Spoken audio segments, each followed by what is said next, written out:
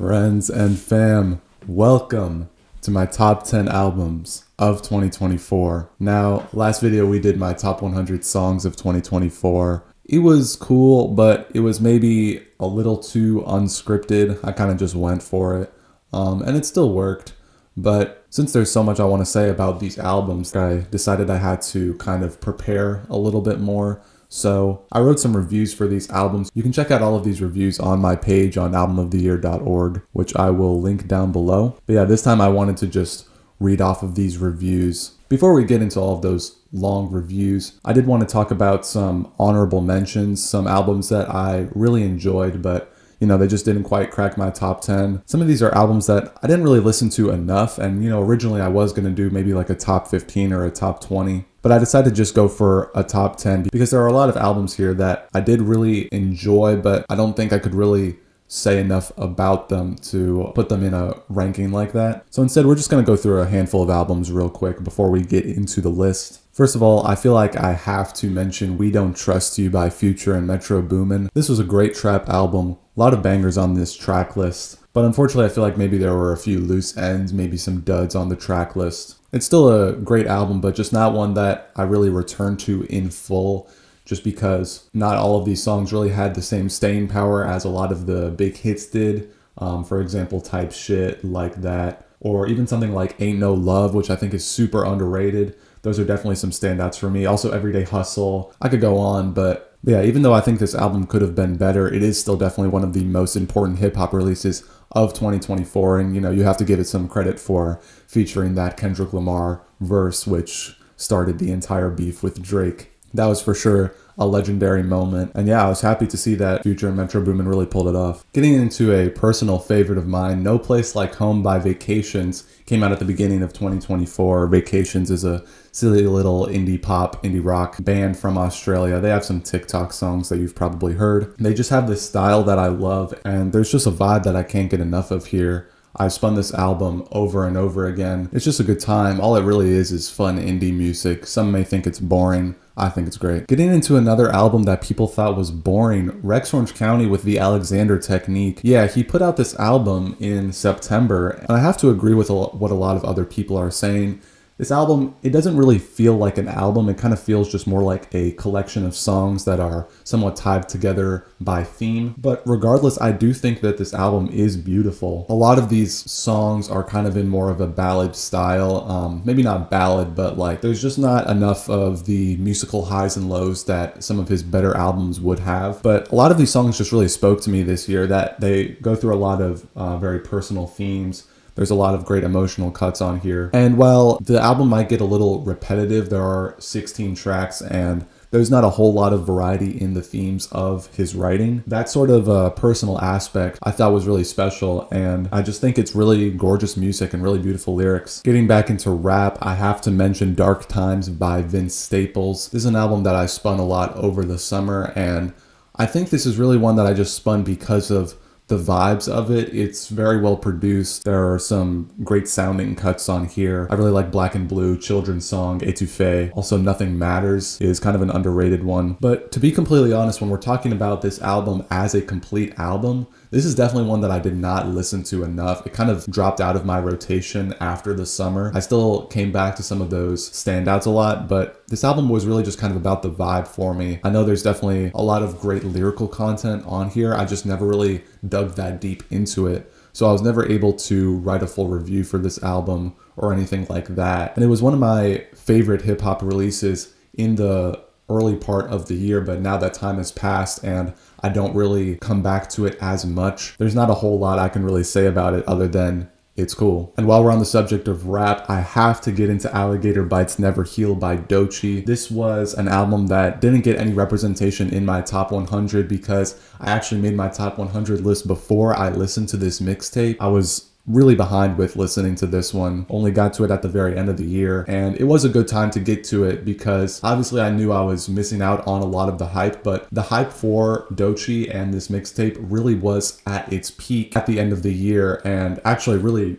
still now. And mark my words, Doechii is going to be the next big thing. I really think she's going to pop off in 2025. She boasts so much talent with this project, and she has wonderful charisma. Honestly, a charisma that I think ranks right next to Tyler's for me. There's great rapping on here, like on Nissan Altima. She also gets into some more smooth melodic cuts. I really like Beverly Hills for that. Also, I have to mention Denial is a River. Honestly, one of the best rap songs of the entire year. I wish I could have put it on my list. Unfortunately, I had not heard it at the time that I made that, but incredible storytelling, just a great performance overall. She's just really fun to listen to, honestly, because she's always just showing different sides of her character. I think that was kind of what held this tape back. And of course, you know, it is just a mixtape. And so kind of the whole point of it was she wanted to show all these sides of her character in this one project. And there are certain things that work for me, and there are certain things that don't work quite as well. I think she was kind of just throwing everything out there to see what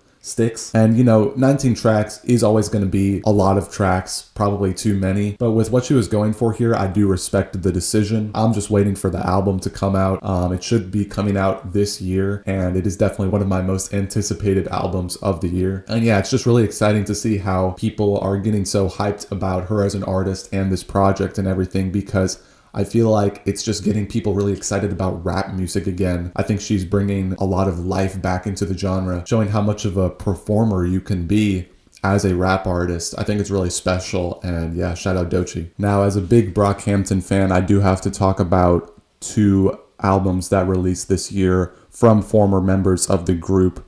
That is Matt Champion's Mika's Laundry and Russell Boring by Joba. Starting off with Mika's Laundry, this was an album that I didn't fully grasp the first time I heard it. A lot of these songs are really short and kind of just go for a quick little vibe, if you will. But as I listened more, I got really into these vibes. And this is another one that I just spun over and over again because of how simple it is. I do wish some of the tracks were a bit longer, that he kind of went for a bit more. But as a debut effort, I honestly do think it was strong. He's a very promising solo artist. And yeah, I'm just excited to see where he goes from here, how he sort of perfects his craft, develops his sound. But I do really like what he had going here on Mika's Laundry. Now with Russell Boring by Joba, Joba was always a very special member of Brockhampton. He was always super versatile, and you could tell that he had a deep love for music. And getting to hear a solo album from him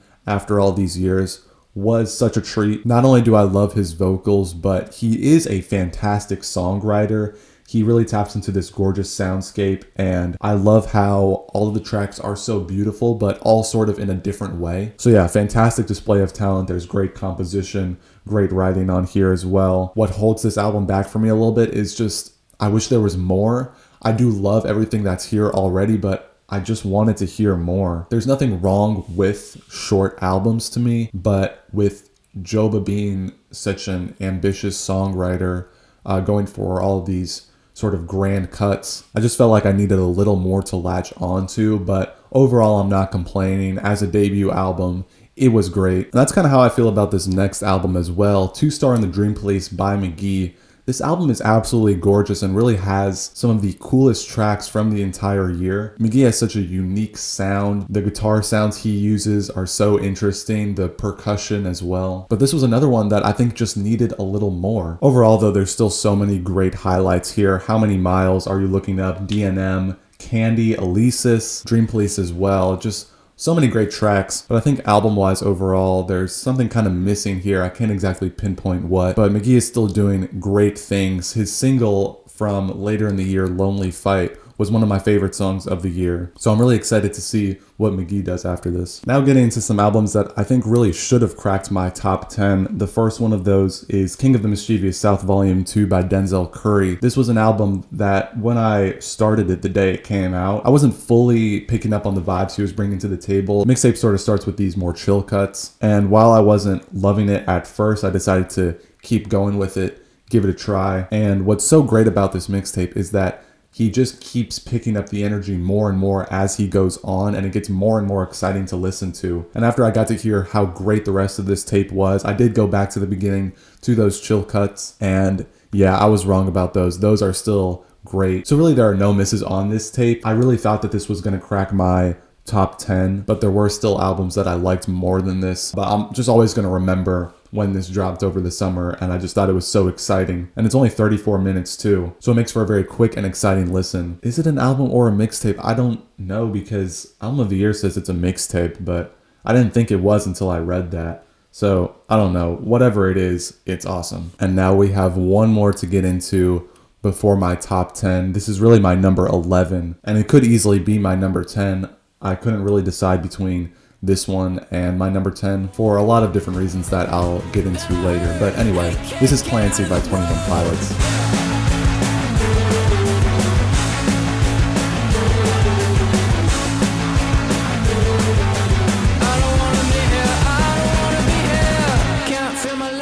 By the way, from here on out, these are all albums that I've written long reviews for on Album of the Year. If you want to read them, you can go check them out. But I'm basically going to be reading from those reviews from now on. So I have a long history with 21 Pilots. They were really the first band that I ever truly got into, and I've been a fan for like 9 years now. So I've always had this special place in my heart for the band. I never really grew out of the 21 Pilots phase. This was an album I was super excited for because with their album before this, Scaled and Icy, it wasn't a bad album, but it was definitely kind of a disappointment considering that Trench was so great. It was such a step up for the band in every regard. So with the announcement of this album, the one that they promised would be sort of their return to form and the return to Trench, I was incredibly excited, and the singles were extremely promising.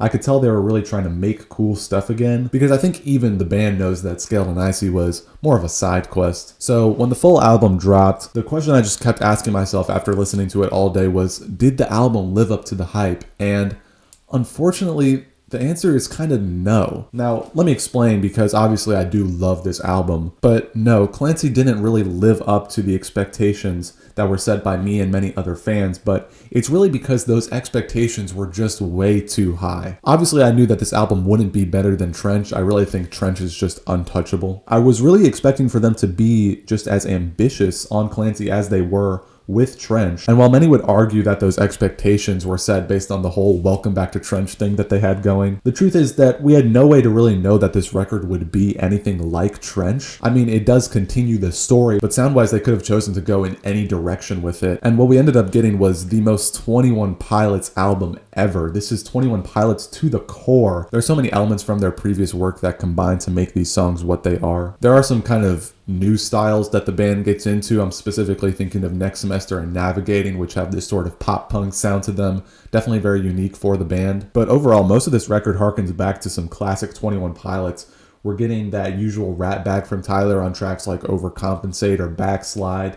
Vignette has these melodies and instrumental components that I've seen a lot of people describing as quintessential 21 Pilots. And my favorite example has to be Midwest Indigo. It literally sounds like a Vessel leftover. Now, getting into the lore side of things, which I've always kind of seen as less important for their music, I feel like there were a lot of expectations related to the story that weren't really met for a lot of people. Yes, obviously this was supposed to be the final album. Now we know that it's probably not, since the story didn't really end. But with the final album in the storyline, I think a lot of people were ready for the album to be super lore heavy and get into that story a lot. But I think it's important to remember the meaning behind all of the lore, that the whole reason that the story with Trench, Dima, and Clancy exists is because all of it is supposed to be symbolic of struggles with mental health and insecurities and all of that. And the album's lyrics dive into this heavily. We have tracks like Navigating and Routines in the Night that discuss processing what's happening in your head, sort of navigating through your head. Backslide and Snap Back are about the fear of falling back into unhealthy cycles after breaking out of them. And my favorite lyrics from the entire album have to be on Oldie Station. It's a very powerful track about pushing through life no matter what. And it's a track that really spoke to me on a deep personal level in 2024. So yeah, while certain storyline expectations might not have been met, all of these themes make this album in a way very lore heavy because the messages are the lore. So overall, despite all of these things, I think Clancy was exactly what it was meant to be, which is really an album for the fans. From the powerful messages to the styles being very reminiscent of classic 21 Pilots, this album, it delivered exactly what it was supposed to. Tyler and Josh still do what they do because of the fans. They keep making music to share these messages. And as a longtime 21 Pilots fan, I was very satisfied with this album and how unapologetically for the fans it felt. With great lyricism, fun instrumentals, and a smooth and exciting front-to-back run, it earns its spot as the band's second best album. Like I said, Trench is untouchable. So thank you 21 Pilots for reminding me why I'm a fan. My top 3 on the album are Navigating, Oldie Station, and Next Semester, which I think is one of the best songs the band has ever made. Now, like I said, that album could have easily been in my number 10 spot, but with how big of a moment this next album was and just how fun it is front to back, there was no way I was going to let it not be in my top 10. So yeah, that number 10 album is Brat by Charlie XCX.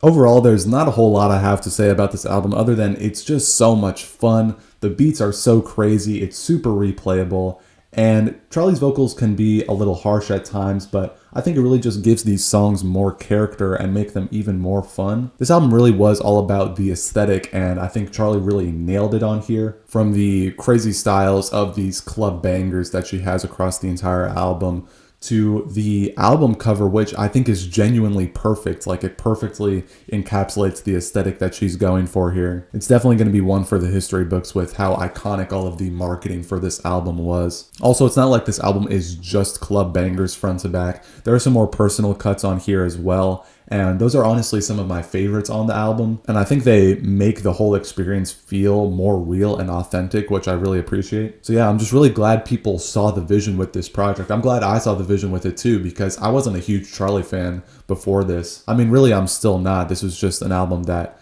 you know, got a lot of hype, and I knew I couldn't miss out on it this summer. And I'm really glad I didn't, because it was one that, of course, I really enjoyed, but also one that I appreciate for how important it was, and it definitely played a role in this pop renaissance that I think we're going through right now. There are so many fun tracks on this album, but my top 3 has to be 360, Everything is Romantic, and Von Dutch. And at number 9, talk about another big moment this year, GNX by Kendrick Lamar. It's not enough. Few solid niggas left, but it's not enough. Few bitches that are really stepped, but it's not enough. Say you bigger than myself, but it's not enough.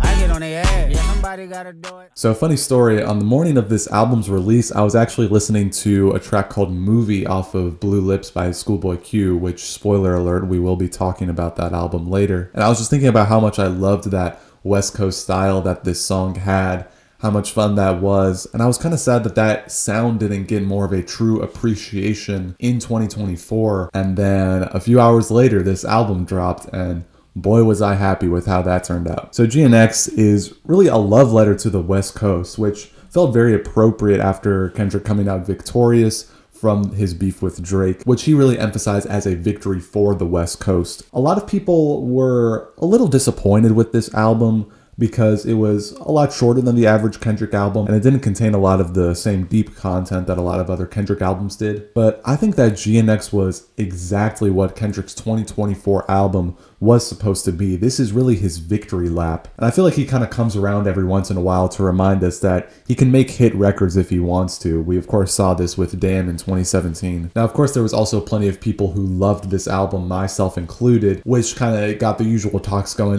Kendrick is so overhyped, blah, blah, blah. No matter how you feel about him, it is fact that between his massive popularity and critical acclaim, Kendrick Lamar no longer has anything to prove. He's already proved it all. Therefore, the fact that GNX was far less serious than his previous work made sense. Kendrick had nothing left to do but celebrate, and the West Coast bangers on here really feel like Kendrick just having fun. There are great melodic cuts here as well, such as Luther or Dodger Blue, that really show his versatility. But despite all of the fun that he's having on this album, Kendrick isn't letting anyone forget that he's still the greatest and still packs a punch lyrically. The opener, Whacked Out Murals, is a fantastic way to start this album. It really feels like his reflection on where he is in his career, and despite all of the success, it shows that he's still in his own world and will continue to stay laser focused on staying at the top. We also have Man at the Garden. It's another great reflection on his career, showing that he's not only grateful for where he is, but he also believes he deserves all of the success he's had based on how hard he's worked to get here. Heart Part 6 is another amazing track for how he looks back at the early days of his career and how he has a deep appreciation for those days and his label, which helped him to get to where he is now. However, out of all of these tracks, I think the greatest lyrical display on this album is the track Reincarnated,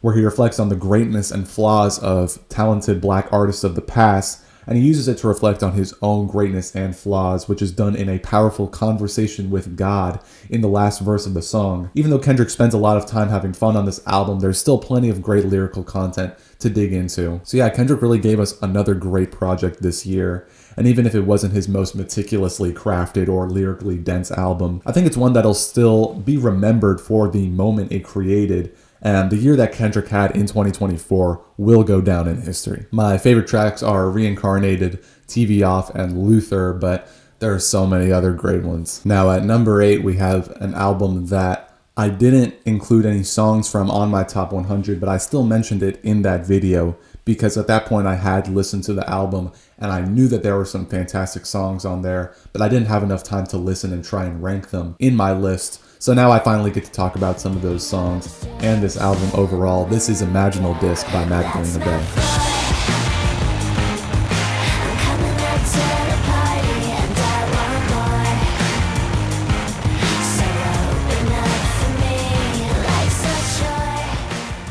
So before the hype around the release of this album, I knew nothing about Magdalena Bay. It was the #1 album from users on Album of the Year. And through all of this hype, I was paying attention, but I didn't actually check out this album until last month. And it's safe to say that I was not disappointed in the slightest. I think Imaginal Disc is a fantastic example of a true album experience. And for that alone, I think this album is worth getting excited about, just because we don't see a lot of front-to-back experiences like this these days. It's really an album where you'll find yourself immersed in the world that they've created here. It has this interesting retro vibe to it all, but the unique layers of instrumentation and production, along with Mika's incredible vocals, totally transcend that world. From the groovy instrumentation on Killing Time or Love Is Everywhere, to the synth-driven futuristic sounds on tracks like Image, the curation of sounds and styles here is wonderful. And with top-notch songwriting and super clean and creative mixing choices, this is truly an otherworldly album. I really love a lot of the production choices that they've made here, specifically in the low end, like that bass on That's My Floor, Are We Playing Games? Just go listen to that song and come back to me once you've heard how great that shit is. But yeah, taking all of those great things, along with the interesting concept that they weave throughout this album, it really holds you in something much more than just what's coming out of your speakers. So yeah, Imaginal Disc definitely deserves all of the hype it's getting. Now the album is easily 9 out of 10 quality, but I just can't rate it that high from a personal standpoint yet because I just haven't listened to it enough. Like I said, I just listened to it for the first time last month, but I feel like I'm probably just 1 or 2 listens away from giving it a 9 out of 10 at this point. And with all of that quality on here, I definitely understand how this is a top 100 album of all time on this website right now. The album is growing on me day after day, but I just don't love everything here yet. There's still plenty of tracks that I love, but there are some that I'm still sort of digesting. I just need to listen to it more, but with how quality this record is, it still definitely lands in my top 10. There are fantastic tracks on here throughout, but my top 3 is probably Image, That's My Floor, and then at number 1, I have to actually put 2 songs. It's Death and Romance and Fierce Sex. Fierce Sex is basically the outro to Death and Romance, and it's probably my favorite singular track on the entire record. I think the sounds on it are so cool, but I can't just mention that track without also mentioning Death and Romance right next to it. So they kind of share my number 1 spot. Now getting into number 7, I think some of the best rapping from all of 2024 is on this album. You heard me mention it briefly earlier, Blue Lips by Schoolboy Q. When the door got closed, I ain't feel too bad. I'ma run mine up, I'ma have some stash. Now you in the wrong purse, but you going outside. Now you on the couch surfing, you keep a little rash. Nigga living out his backpack, need to get it back. Got a grade double R and you need both lanes. Got a doctor. Now I have a lot to say about this one because I actually wrote a super long review for it when it came out back in March. So with Blue Lips, there was a lot of hype surrounding this album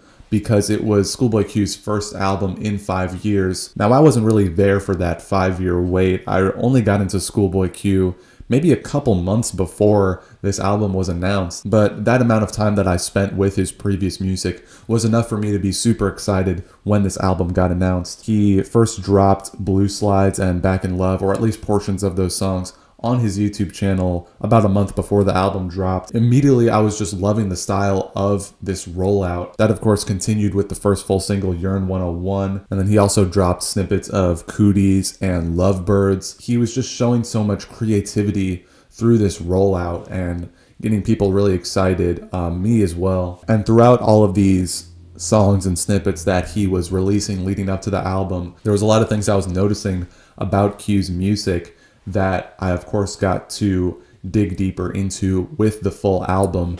That first thing is pocket. The pocket that Q finds on a lot of these beats. There were a lot of people who were complaining on how this album feels very fragmented and all over the place stylistically, which I'll talk more about later. But I think it's pretty hard to deny that no matter what beat or style Q is bringing to the table on this album, he finds the pocket. His flows are absolutely on point on every single track on this album, and there's so much variety in the flows that he presents, and it makes every track on the album feel so refreshing. Whether it's one of the hard-hitting tracks or one of the smoother tracks, Q always finds a way to bring something exciting in terms of his flow. Which brings me to my next topic of discussion, which is the beats. Which the beats on this album are fantastic. I really can't think of a single beat on this album that was just okay. There's such a beautiful collection of sounds on this project, and there's also a lot of beat switches, which I'm such a sucker for. Thank God For Me has the nastiest switch up I've heard in a long time. It's just one of those switches that catches you so off guard. Ohio is another track with a lot of switches that maybe isn't as cohesive as Thank God For Me, but every section of this song is executed very well. Some other great beats include Pop, Movie, New is definitely one of my favorites, and Blue Slides is such a beautiful beat. So I think a big question that a lot of people were asking with this album is it messy? Well, I think it's hard to deny that Q is throwing a lot of ideas at us across the 56-minute runtime on this project, but if you ask me, I think it kind of works. Blue Lips is an album that keeps you excited from start to finish. Just from the songs and snippets he was releasing before the album, I knew that Q was going to be presenting some amazing ideas, and as someone who gravitated towards those ideas very quickly, hearing what he would be tackling next as I listened through the album was a lot of fun. However, as a lot of people are saying, this is not a first listen album. With how all over the place this album can be, it's not going to make sense unless you sit with it for some time. And as I listened to the album throughout the year, it really just got better and better. He was just such an exciting rapper, and the styles he chooses to dive into with this album make it so refreshing. Now, despite me not really having a problem with how this album can feel kind of fragmented at times, there is one place I have a problem with it, and it's whenever Q wastes a good beat. Like, for example, Movie starts out with this really nice beat that Q is just using for an intro, and of course, that track has that whole West Coast banger style to it that I think is great, but I just wanted to hear more of that first beat. I also really wanted to hear more of the first beat on Lost Times. It has this super triumphant feel and a delivery from Q that I loved, but it kind of transitions into a more mellow vibe, which is still great, but not getting to hear that first part fleshed out was kind of disappointing. It's not like any of these things ruin the tracks for me, but I just think it's kind of unfortunate that Q is really kind of just like doing this and then doing that like super quickly. A lot of the times that can be very exciting, but there are also times where I'm like, oh, you should have rapped more on that one. Like, come on, man. But anyway, overall, this was one of my favorite hip-hop releases of the entire year, and it really gave me a deeper love for hip-hop, and any album that does that is special. I really appreciate how this album made a name for itself based on legitimate quality, which is always something that I'm looking for. But yeah, my top 3 tracks on this album are Yearn 101, Blue Slides, and Thank God For Me, which are actually all in a row on the album. It's tracks 3, 4, and 5. But yeah, Thank God For Me specifically is probably my favorite rap song of the entire year. Now at number 6, we have one that really surprised me with how great it ended up being. Hit Me Hard and Soft by Billie Eilish.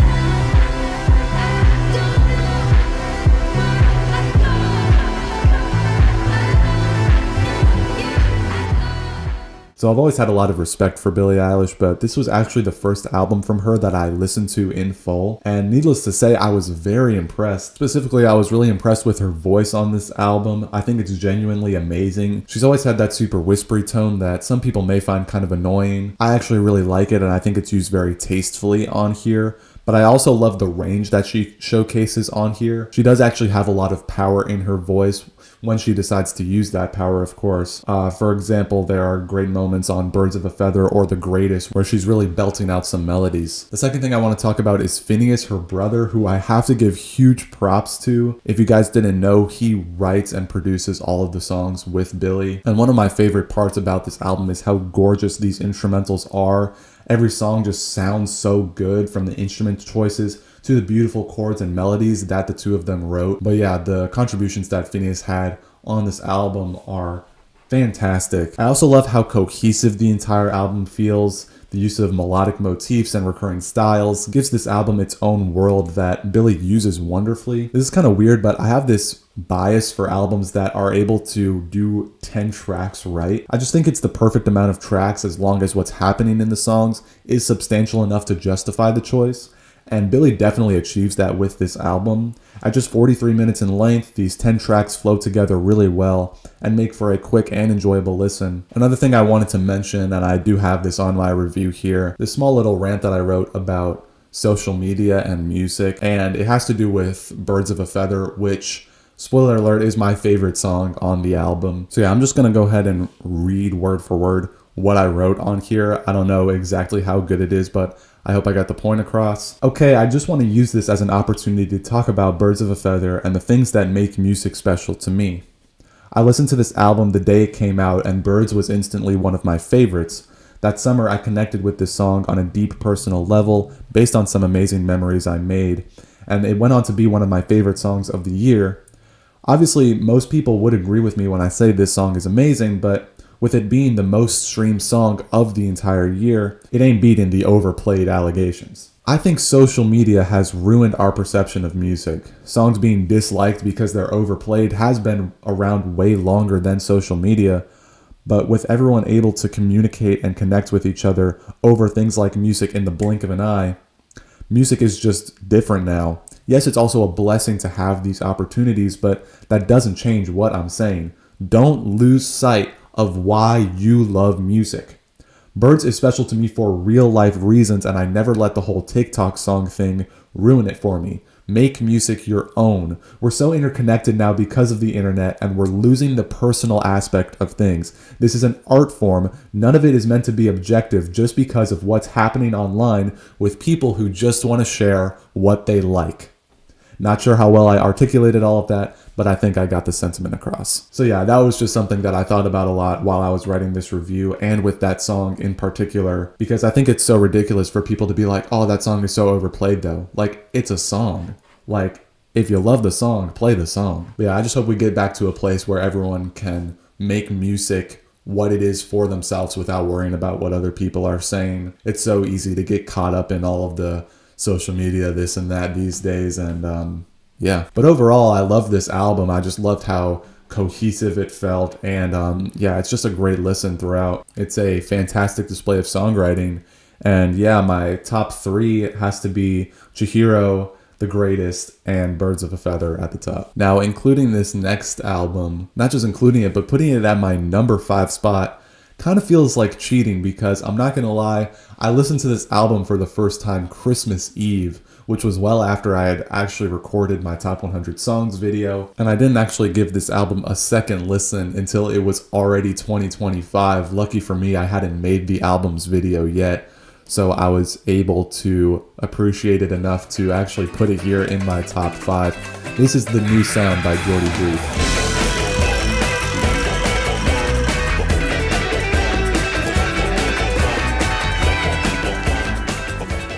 So yeah, like I said, I kind of feel like I'm cheating putting this here. I actually knew nothing about this album until maybe around the same time that I actually recorded my top 100 songs video. The only thing I knew is that Jordy Grief was a member of Black Midi, which was a band that I heard a lot of things about, but I knew nothing about them either. But yeah, when everyone was talking about this on their year-end list, I decided that I had to check it out.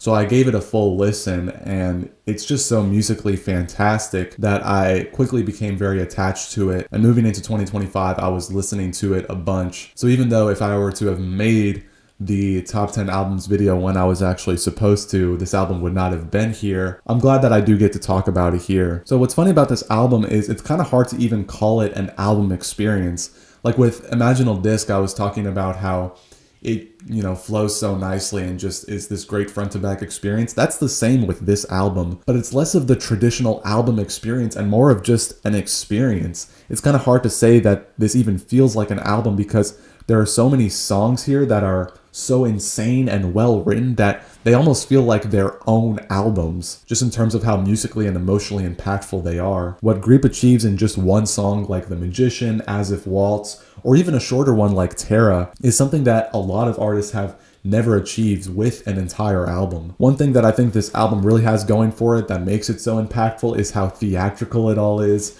Greep has such a strange mind when it comes to lyrics and structure, but his vocal delivery and the incredible instrumental builds on each song make you want to keep listening. Greep did a fantastic job pulling the listener into this new sound. The bases he covers sonically and the stories he tells make this a truly captivating project. I also find the character he portrays in this album to be very interesting. The entire album seems to follow the story of a lonely man who yearns for true love from a prostitute. And at times we see the story being told firsthand as we start to understand the egotistical ways of this man. There are other times where Greep seems to take a criticizing outside stance on this, but what I find the most interesting about all of this is how emotional things get at the end. The man's ways are obviously crazy throughout, but towards the end we see just how much this man yearns for love, and it's almost done in the way that invites the listener to sympathize with the main character.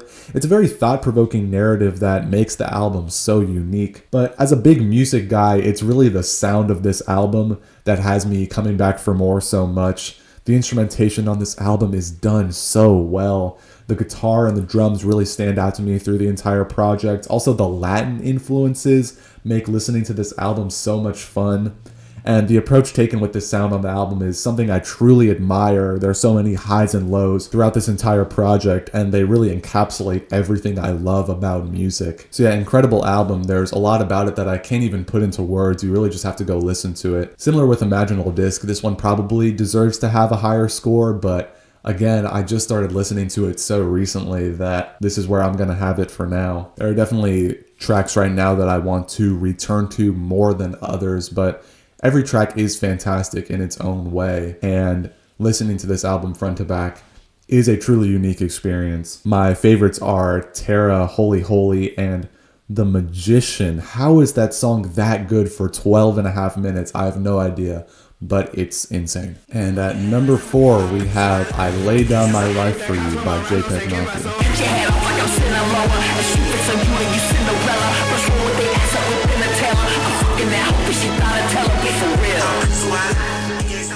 So JPEG Mafia has always been on a different level of creativity, and this album is absolutely no exception. With I Lay Down My Life For You, Peggy is really giving us his most well-rounded and complete album yet. And when it first dropped, it threw me off a little bit. Maybe it's because I wasn't expecting so much of that metal influence across the album, but I think it really had to do with the structure of the album.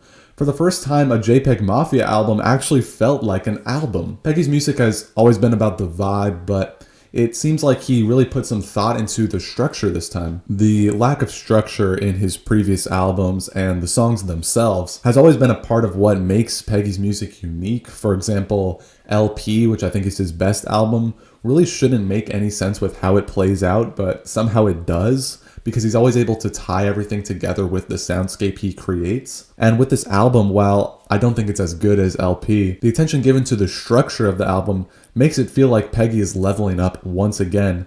The flow of this album is fantastic, and we're also given some of Peggy's most complete sounding songs to date. For example, Sin Miedo is a wonderful, multifaceted banger that's super dynamic and tackles many different styles, but it doesn't really feel fragmented in any way, which made it a great choice for a single. Another great example is my favorite song off of the album, Ex-Military.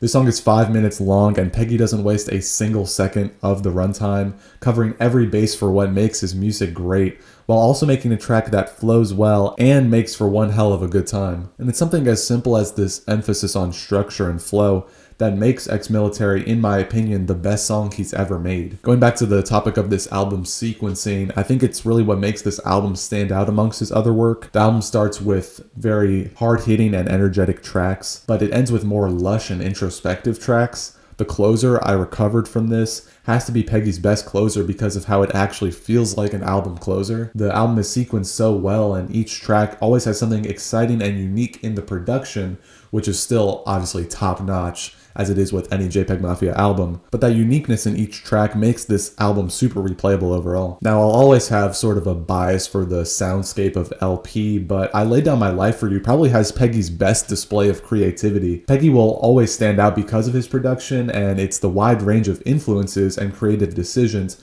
that makes this album especially great. From the heavy guitars on tracks like the intro or on Jihad Joe, to the beautiful string sections on Don't Rely on Other Men or Loop It and Leave It, to the strange but fascinating use of samples on It's Dark and Hell is Hot or New Black History, Peggy's mind for experimental hip-hop is still undefeated. And I also have to mention the sample on Either On or Off the Drugs, which is not only a beautiful sample, but it's taken from a YouTube video of someone using AI to make a 70s soul version of a Future song, which is absolutely crazy. I do feel like people give Peggy more credit than he deserves for that. Like, he didn't make the AI sample. He just found this YouTube video, but still, I have no idea how he found it, but it was still a really cool inclusion and obviously has a great story behind it. Now, Peggy has always been a super talented artist, specifically a super talented producer, but with this album, with how fun, replayable, and well structured it is, I think that his next album is probably going to be a serious album of the decade contender, as if his others weren't already album of the decade contenders, but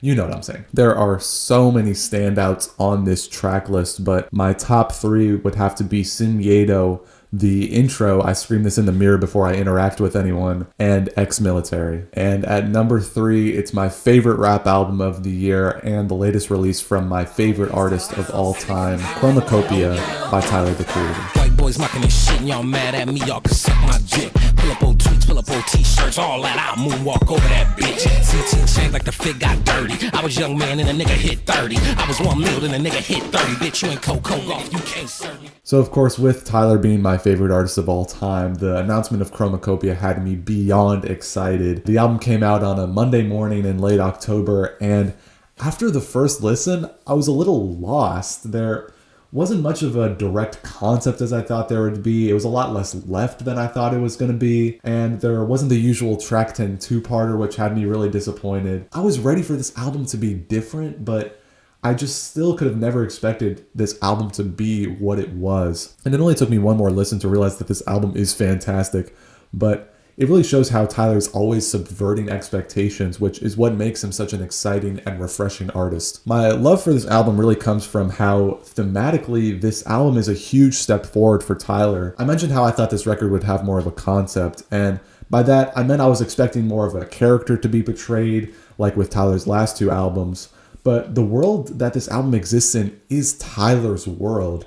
Don't let the mask fool you. This is Tyler in his most vulnerable and most honest state. He's made it very clear that this album's themes come from a very real place in his life, with subjects like getting older, questioning his place in the world, questioning his career, if he should continue or settle down. And all of these themes, along with the incredible flow of these 14 tracks, make this, in my opinion, the Tyler, the Creator album. It's not my favorite Tyler album, but it kind of feels like the Tyler album that we've always needed. The last time we saw Tyler in this sort of plain state was with Flower Boy, which is an album that he's described as being sequenced and produced kind of like a movie score.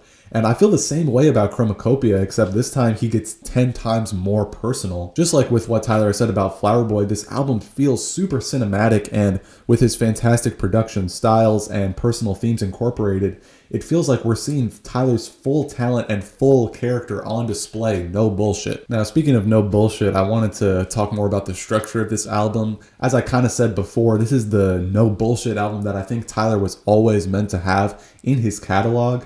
It's 14 tracks, there's no two-parter, there's no interludes, and there are immaculate transitions all throughout. This is the real album experience that I feel like he's been gearing up to give us ever since Flower Boy. Not saying that his other albums didn't have great front-to-back experiences. Of course, Igor is fantastic. In my opinion, it's a perfect album, but I just love the way that this album feels front to back.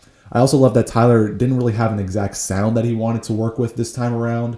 There's so many musical whiplash moments on this album, like going from Like Him to Balloon, or from Judge Judy to Sticky. Despite all of that, I think everything flows together nicely, and it reminds me a lot of Cherry Bomb, except now it's been almost a decade since that album, and Tyler has really refined his craft and can actually pull off an all-over-the-place album now. I do still love Cherry Bomb though, by the way. Now, like I said, Chromacopia is not my favorite Tyler album, but there are still some incredible highlights on this project. The first 2 songs have elements that remind me of those Cherry Bomb days. Noid feels just as abrasive, but in a completely different way. Also, with the way these first 3 tracks flow together is absolutely crazy. Darling I has one of the catchiest choruses that I've heard in a long time.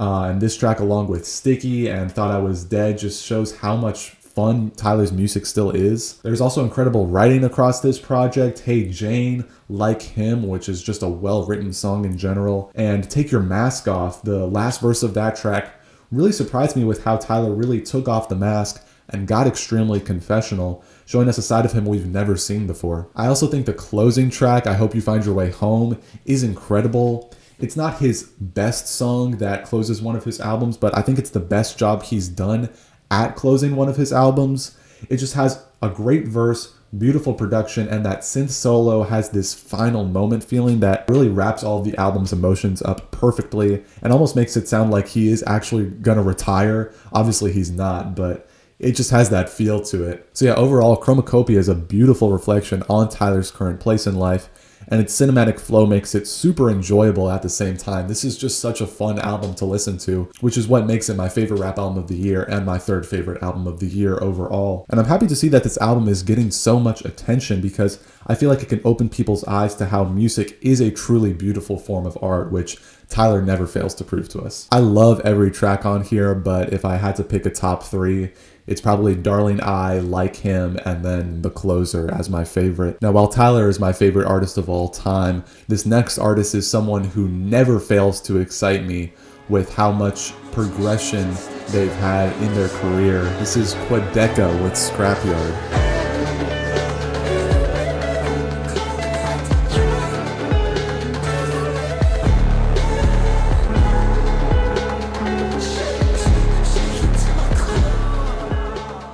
So Quadeca originally announced Scrapyard back in October of 2023 as a 5-part series of song packs that would tackle a wide range of genres and not really culminate as an album. And after absolutely loving I Didn't Mean to Haunt You back in 2022, I was very excited for these new Quadeca releases. And even if it wasn't the next album, I was definitely looking forward to Quadeca showing off more of his incredible talent. And after getting 3 installments in the series, Quadeca announced in December that the last 2 installments would be canceled and the Scrapyard finale would come later than expected. Now, I'm not sure if a full mixtape was always the plan, but thank God that's what we got in February of 2024. Even though everything already released was super quality, I was kind of worried that it would just go down as those little packs of songs as just scraps. And that was not the case at all because Scrapyard, the complete mixtape, ended up being a 15-track properly sequenced project. Suddenly, Scrapyard seemed to be a complete vision rather than just a collection of songs. Even the end of the project feels like the end of an album. Scrapyard wasn't the next album, but it was still the next major step in Quadeca's career. Now, I Didn't Mean to Haunt You might still be Quadeca's best album, but Scrapyard is easily his best display of talent. With the wide range of genres, we get to see just how talented of a producer Quadeca is. He always puts care into the fine details, and the way he layers sounds makes for a very unique and very fun experience. Quadeca's performance as a rapper and a singer has also leveled up. He isn't the greatest singer in the world by any means, but I love the unique inflections he goes for on tracks like Pretty Privilege or A La Carte, and his rapping across the project is also great. Guess Who has to be his best rap song ever. I also think it's undeniable that this is his most replayable album by far. I Didn't Mean to Haunt You is a fantastic front-to-back experience, but with Scrapyard's range in styles and collection of tracks that average in length at around 3 minutes, re-listening to this project is easy and extremely fun. There are still some longer and more emotional cuts on here, such as You Tried That Thing Where You're Human or Texas Blue, the first of those being kind of a hard listen, the second one being super replayable still in my opinion. But there's so much quality content on this project that's great for casual listening. Like, you could put so many of these songs just in a playlist, honestly. While Quadeca proved a lot with his last full-length conceptual project, I Didn't Mean to Haunt You, Scrapyard is where I think Quadeca is finally proving his greatness.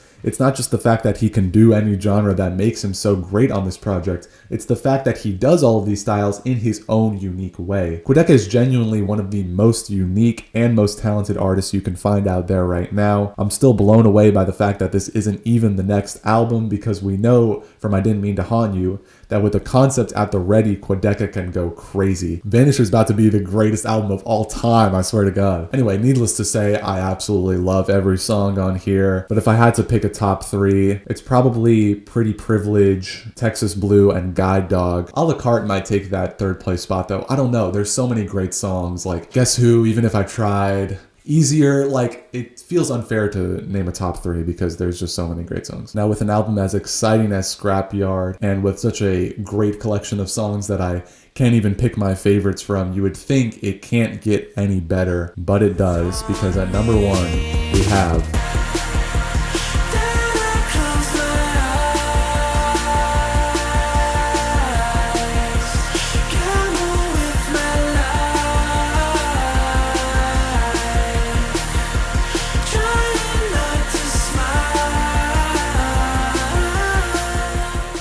So yeah, Smile by Porter Robinson is my album of the year. If you watch my top 100 songs video, then this isn't surprising at all. Yeah, this album came out in late July. By mid-August, I already knew it was going to be album of the year, and seeing Porter live in September only further confirmed that nothing was going to beat this. I was already obsessed with the singles for most of the year. Songs like Cheerleader and Knock Yourself Out dropped back in the spring, so this was already probably my most anticipated album drop of the entire year, and needless to say, did not disappoint at all. Now, I've known who Porter Robinson is for about 8 or 9 years now. Goodbye to a World was actually one of my favorite songs when I was like 10 years old, but I never really kept up with him past that. It was only when Cheerleader dropped that I decided to, see what was up because it was getting so much hype, and I absolutely fell in love with that song and the singles that followed. I also finally listened to Nurture, which is another fantastic album that released back in 2021. So very quickly, I got super into his music. What I found especially exciting about this album was how it's only 10 songs and 40 minutes of runtime. As I mentioned with Billie Eilish's Hit Me Hard and Soft, I have this strange bias for that amount of tracks, and actually that specific amount of runtime too. I just think it's the perfect length for an album. And it's safe to say that I was right. I mean, after it dropped, after I listened to it only a couple times, there was only one track I wasn't crazy about, which was Year of the Cup, but that very quickly changed, and I just played the album over and over and over, and I never got tired of it. And with that, I was seriously starting to think that this was not only album of the year, but it was a perfect album. Well, let's just get the most important thing out of the way. Smile is the most fun album listen of the entire decade so far. Not only does the late 2000s and early 2010s pop sound make the album special, but Porter sings and writes with so much character, using crazy lyrics to not only give the album a carefree energy, but also to get vulnerable as well. More on that later. He is also an extremely talented producer, and he has a very special ear for melody, which makes tracks like Cheerleader, Mona Lisa, or even the extremely goofy Kitsune Mason freestyle some of the most fun listening experiences I've had in a long time, maybe even ever. Porter's approach with this sugary production and carefree writing is what makes the concept of this album work so well. Porter has said many times that he loves really plain writing, and that's no secret on this album. He often speaks in a very direct manner about important topics like his relationship with his fans, his thoughts on his position in his career, or even the grip that nostalgia has on his life. And even when it's done over super fun production, his style of writing makes everything he's saying feel real and from the heart, but it never actually takes away from the overall feeling of the album. Now, that's of course not to say that there are no truly serious moments on the album. Year of the Cup, Easier to Love You, and Everything to Me stand out as the ballads of the album, but they're so beautiful and fit with the album's personal theme so well that they don't feel out of place in the slightest. Diving deeper into the sound of this album, Porter's approach with the more nostalgic pop sound was executed perfectly. First of all, I have to give props to Porter for expanding his range of talents and picking up the guitar for this album. Even if he's just starting out, simply introducing the guitar into his equation for songwriting opened up a whole new world of possibilities for Porter to explore. The way it was made to be the focus of the music,